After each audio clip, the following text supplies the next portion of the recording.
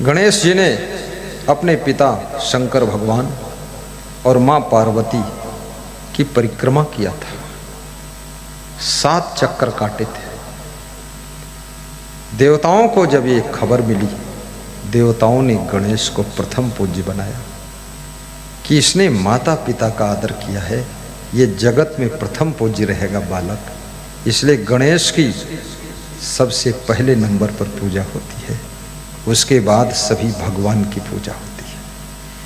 गणेश माता पिता का आदर किया था उन्होंने। माता पिता का आदर भी करो और माता पिता को प्रसन्न भी रखो। यदि संतान का खान पान शुद्ध है, रहन सहन शुद्ध है, चरित्र शुद्ध है, स्वभाव सुंदर है, इससे बड़ी माता पिता की कोई सेवा नहीं। गिलास भर पानी देना, भोजन खिला देना, ये कोई बड़ी बात नहीं। ये तो नौकर लगा दोगे वो भी कर देगा। उसको वेतन दे दो आप 3000 महीना, चाय नाश्ता भोजन करा देगा और स्नान करा के कपड़े धो देगा, तुमसे अच्छा कर देगा। लेकिन माता पिता का मन तब प्रसन्न होता है जब बेटा और बेटी चरित्रवान होते, गुणवान होते, महान होते, सुयोग्य बनते, भक्त बनते, सत्संगी होते। तब उनके दिल में भरोसा हो जाता है, हम रहे न रहे लेकिन मेरे बात भी मेरा बेटा भक्ति में लग गया है, ये सुखी रहेगा, सुखी रहेगा, प्रसन्न रहेगा।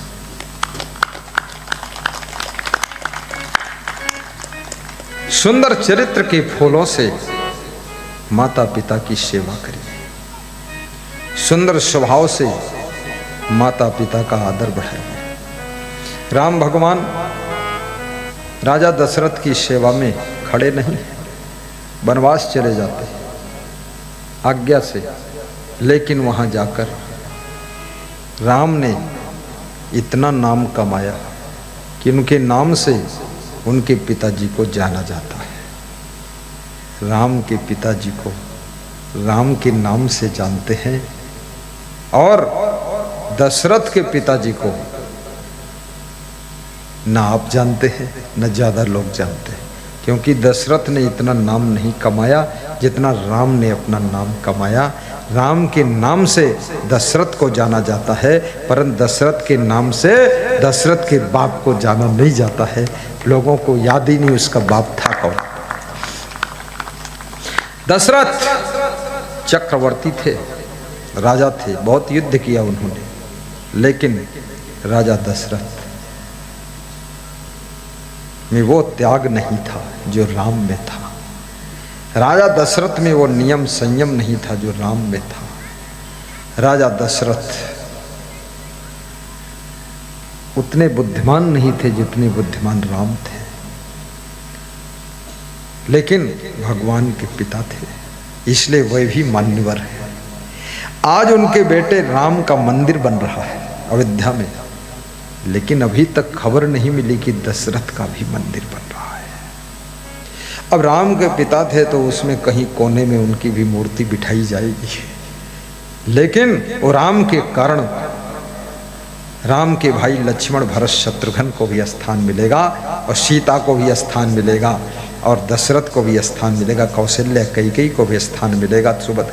लेकिन याद रखना, राम ने कितनी बड़ी कमाई किया है, कितनी बड़ी दौलत कमाया है, कितना बड़ा यश कमाया है, कितनी बड़ी कीर्ति कमाई है, जो राम का इतना विशाल मंदिर बन रहा है, जिसको देखने के लिए विश्व इंतजार कर रहा है कि कब उद्घाटन होगा और कब जाकर हम भी थोड़ा दर्शन करें। लेकिन जिस दिन उद्घाटन होगा, आप पिता की आज्ञाकारी हो गए तो समझो राम बन गए। आपने एक पत्नी व्रत पालन कर लिया तो समझो राम बन गए।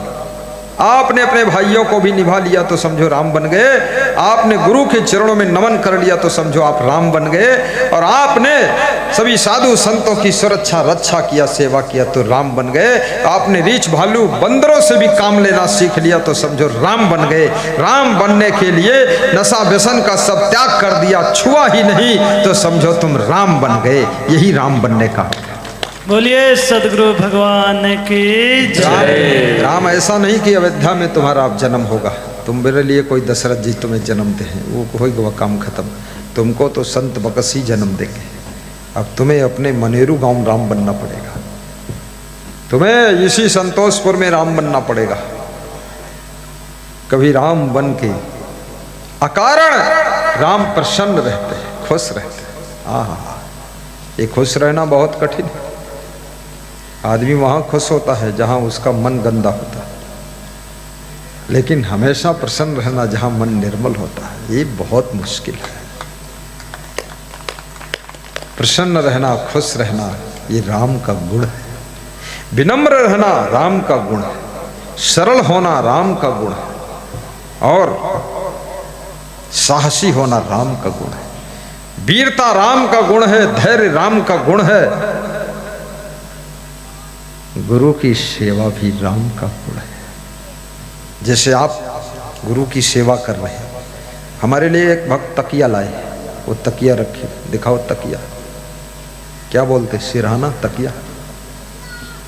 संत भक्त सिंह मीना देवी मनेरू वाले खड़े हो, बहुत अच्छा लगे। देखो सामने, हेलो, हाँ ये देखो, ये तकिया है। मैंने तो तकिया नहीं मंगाया था इनसे, लेकिन तकिया लाए कि मेरा गुरु कोमल है। मीना सिंह ने बताया तकिया बहुत कोमल है, सॉफ्ट है, गुरु भी कोमल है, तकिया लगा लेते। रख दो, वहीं रख दो, चाहिए। ये क्या है? गुरु की सेवा, ये राम का गुण है। बैठो। शराब पीना ये रावण का दुर्गुण है, क्रोध करना रावण का दुर्गुण है, अपनी पत्नी पर गुस्सा करना रावण का दुर्गुण है, दूसरे की पत्नी को हरण करना, चुराना, लाना, ये रावण का दुर्गुण। अभी एक ठग पकड़ा गया है लखनऊ में शायद, तो उससे पुलिस ने पूछा कैसे तुम ठग बन गए? बोला 2 पत्नी है और 6 गर्लफ्रेंड है, और कितने 4 बच्चे, बताया कितने? बोले इनका खर्चा उठाने के लिए हमको ठग बनना पड़ा। 6 गर्लफ्रेंड, अरे क्या बात, ये गर्लफ्रेंड क्या होता है? बहुत नालायक लोग हैं। बॉयफ्रेंड, गर्लफ्रेंड, अच्छा हुआ जो भैंस फ्रेंड नहीं बनाया, बफेलो फ्रेंड। कितना फ्रेंड बनाओगे तुम, जिंदगी का एंड हो जाएगा। बहुत फ्रेंड बनाते हो। ऐसी परंपरा इस कलयुग में चली है, लोग लड़कियों को फ्रेंड बनाते हैं, लड़कों को लड़कियां फ्रेंड बनाती हैं। इससे व्यभिचार फैलेगा, कुकर्म फैलेगा। क्या जरूरत फ्रेंड बनाने की? अरे फ्रेंड बनाना है तो अपने माँ बाप को सबसे अच्छा फ्रेंड बना लो, उनसे बड़ा फ्रेंड कोई हो नहीं सकता। बोलिए सदगुरु भगवान की जय। साधु किसी को फ्रेंड बनाना चाहता है, भगत को फ्रेंड बनाना, गुरुदेव को फ्रेंड बनाइए। आपका गुरु ही फ्रेंड है, यही रिश्तेदार है, नातेदार है। अब बात सही है कि गलत है, इनसे पूछ लो।